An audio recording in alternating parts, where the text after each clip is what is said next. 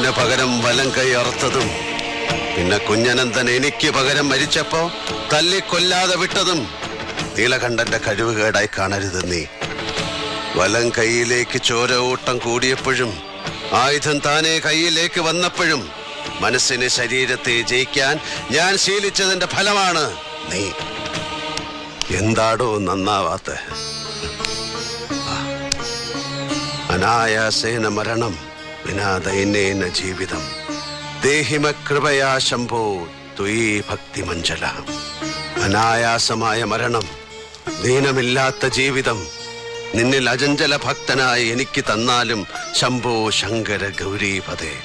അങ്ങനെ പ്രാർത്ഥിച്ച് കൂടേണ്ട പ്രായമായി ശേഖര. ഈശ്വരൻ നിന്റെ മുന്നിൽ വിളക്കായി തെളിയുമ്പോ അതിന്റെ നേർക്ക് തുപ്പരുത്.